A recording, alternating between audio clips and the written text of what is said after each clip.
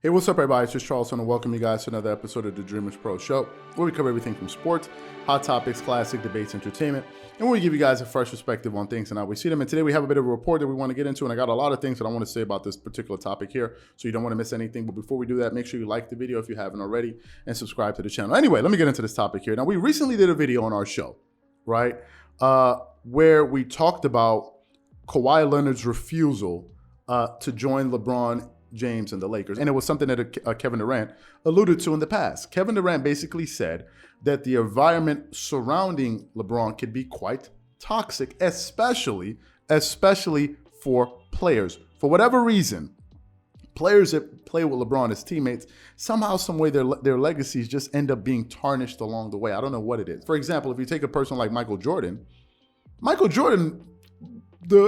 pretty much the majority of his teammates, number one, most people still remember them to this day. You think of his running mate, Scottie Pippen.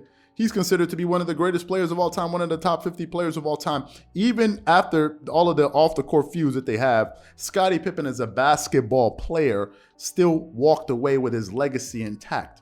No one was questioning Scottie Pippen's basketball skills, and no one did. It was just the things that he said off the court. So Jordan, for as big as he is, Scottie Pippen got his shine. His name wasn't tarnished by being around Jordan. No one can say, oh, because Scottie played with Jordan, his legacy was tarnished. No one can say that about Scottie Pippen or Dennis Rodman.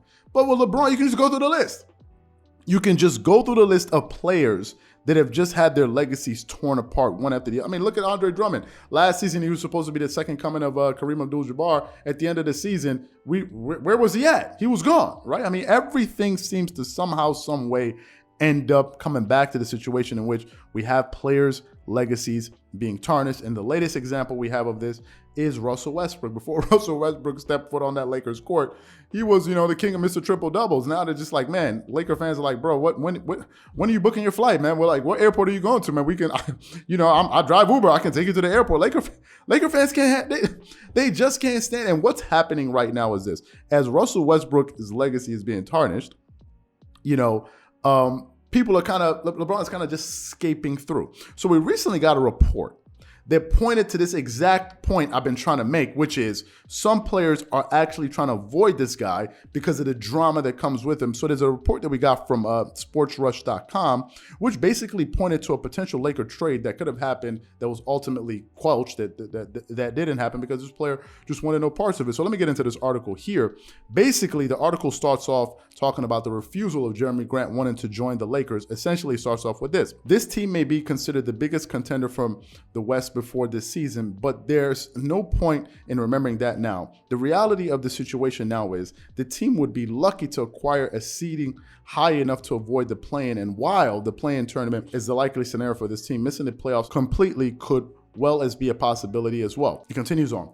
Given the situation, the organization has been reported to be extremely active in trade talks this season, and as was properly known by one point, Jerami Grant was one of their prime targets.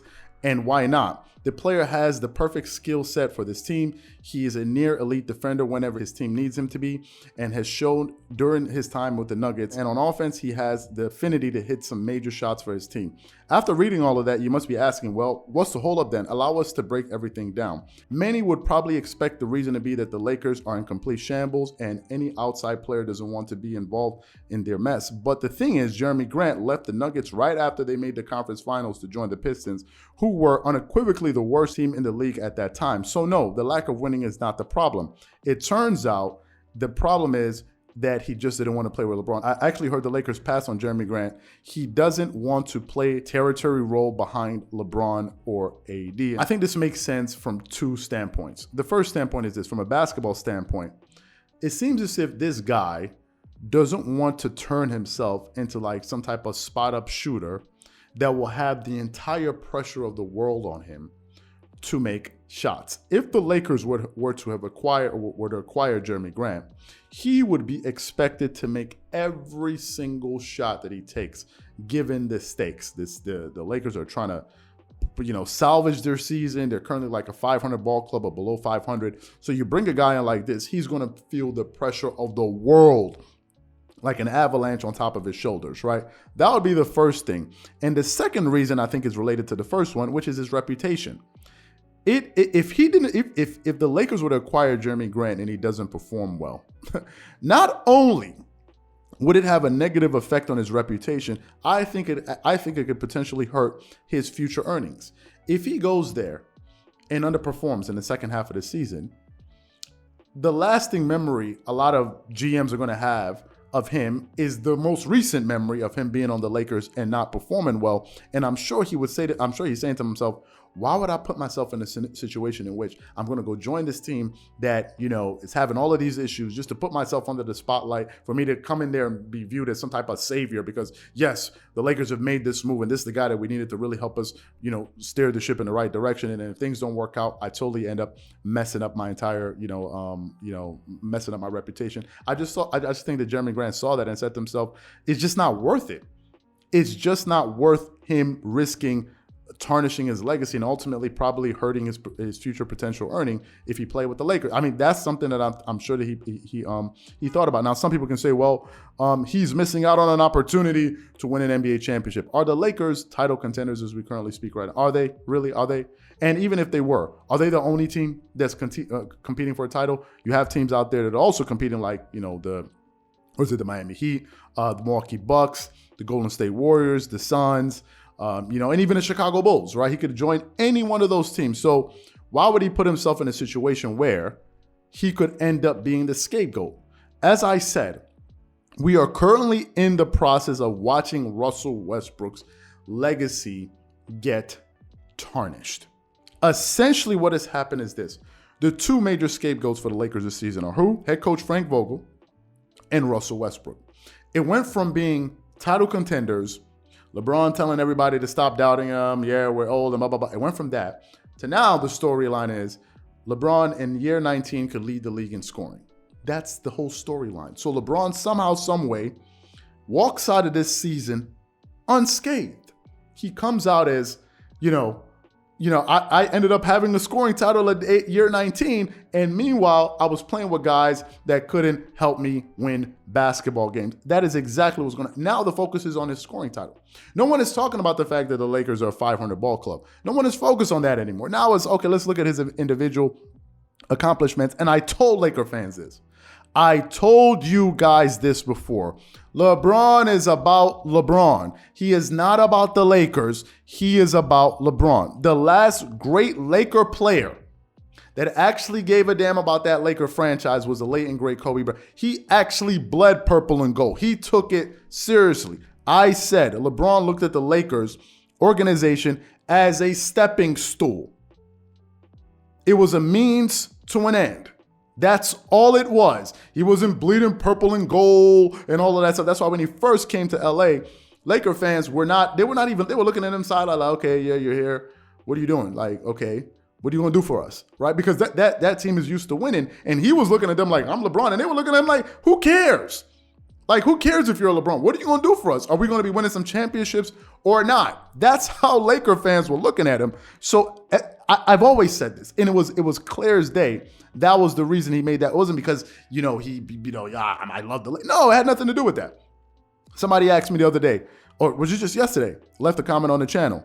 Where were the Lakers before LeBron got there? It's amazing how people, whenever they want to make an argument, they can omit certain facts just to support whatever idea that they want to throw out there. People are like, who are the Lakers before LeBron got there? The Lakers are one of the top 5 sports brands in the world globally. I didn't say the United States, I said the world.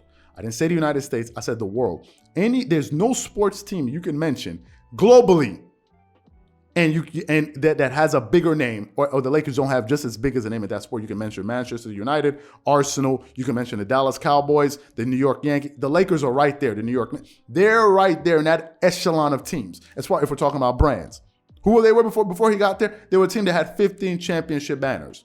What is it? That's why I was looking at people when some Laker fans are out there twerking, and I told y'all to stop twerking. I'm like, what is this guy going to do for you guys that you don't already have? Stop twerking. Seriously, stop twerking. Y'all, some of y'all were just twerking way too much. Y'all forgot y'all were already 15-time world champions, tied with the Boston Celtics. Now you guys are leading the way with 16 championship banners. So to me, I already saw this coming. It was clear as day. Jerami Grant said to himself, I want no parts of this madness. I want no parts of it. I'm not going to be anyone's scapegoat. He's like, leave me here. Let me stay with this team and I'll figure out the next boat to get on. But for now, I want to stay here. And to Laker fans, I told you guys. I warned some of you to stop twerking. I warned you and now you're seeing. He was never about the Lakers. He was about him. Now it's turned into, and then I remember when Kobe was losing. Kobe was bothered by it. I remember when they were trying to recruit Dwight Howard. Kobe was like, I got to recruit you? You don't know what this organization is all about? Do y'all get that sense that LeBron cares to that level? Do you get that sense? Please. So those are my thoughts and opinions on this.